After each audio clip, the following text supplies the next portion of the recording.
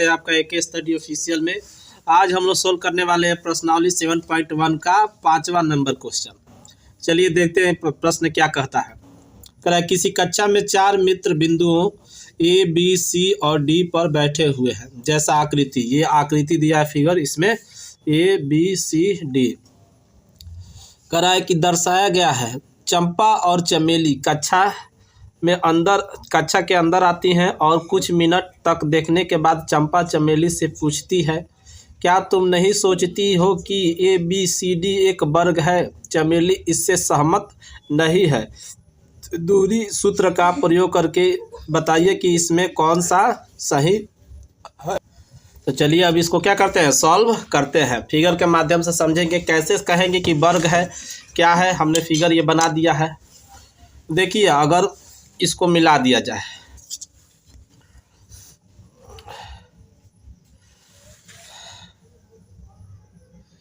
अगर इसको हम मिला दें इस प्रकार से,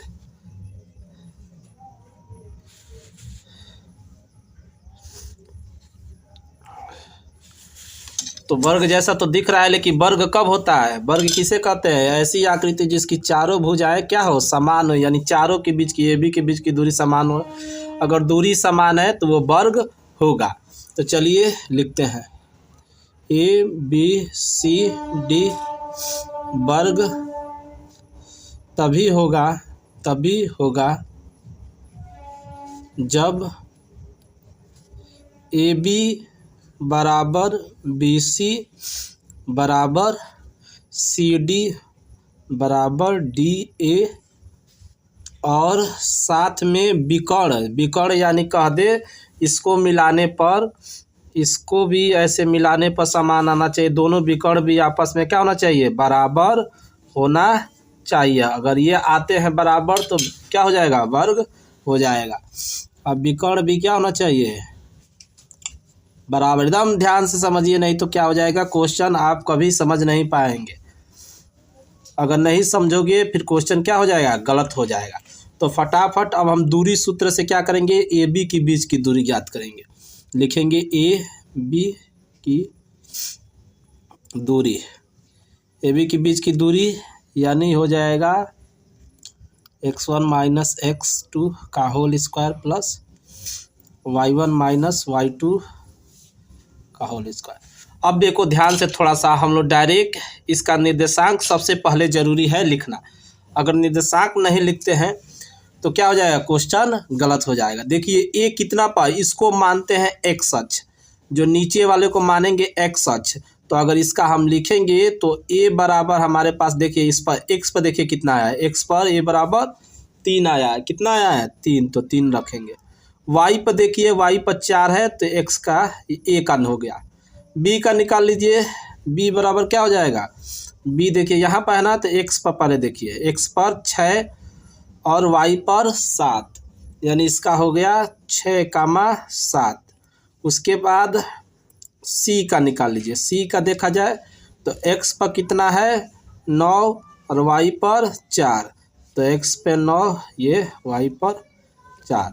और d बराबर देखिए, d बराबर x पर 9 और y पर, x पर 9 नहीं, d का x पर 6 और y पर 4, 6 और 4।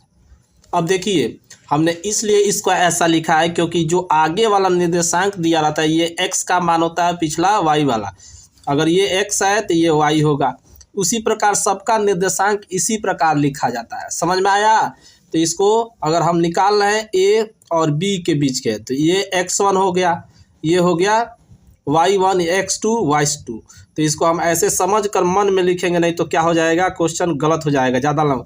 तो मान लो कि x1 AB ने ले रहे हैं A से B, तो A वाले को x1 और y वाले इसको y1 मानिए, B तक ले रहे हैं तो B वाले को x2 और इसको y2 मानिए।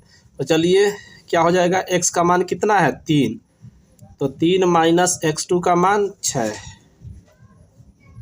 उसी प्रकार इसमें देखिए 4 माइनस 7। अब जानते हैं हम लोग कि इसमें से घटाएंगे तो उल्टा माइनस का 3 बचेगा, यहाँ पर भी माइनस का 3।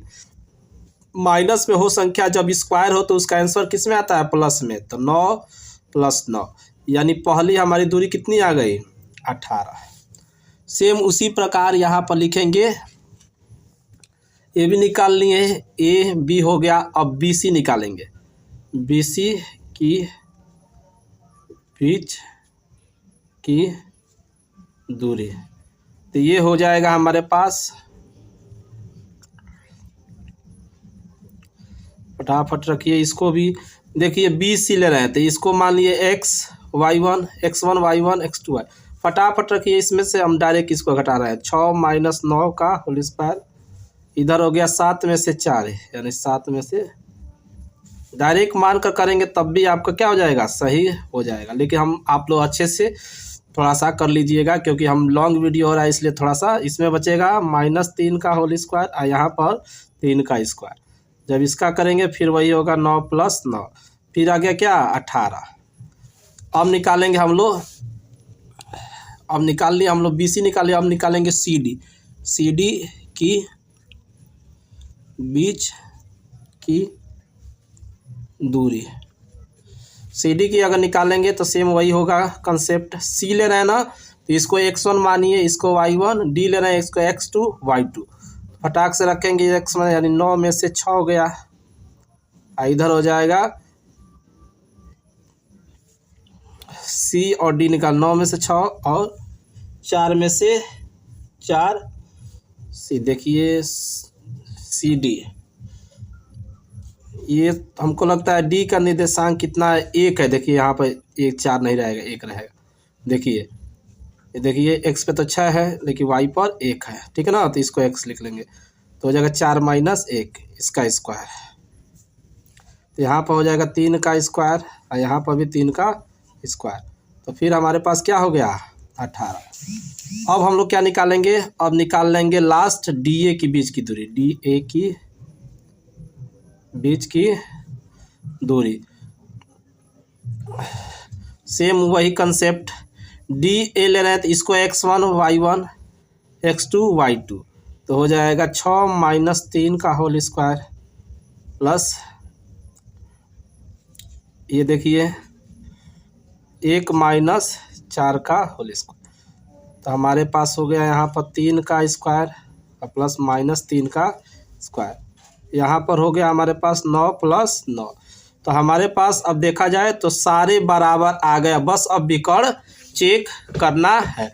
तो विकर्ण अब चेक करेंगे, हम लिखेंगे विकर्णों के बीच की दूरी।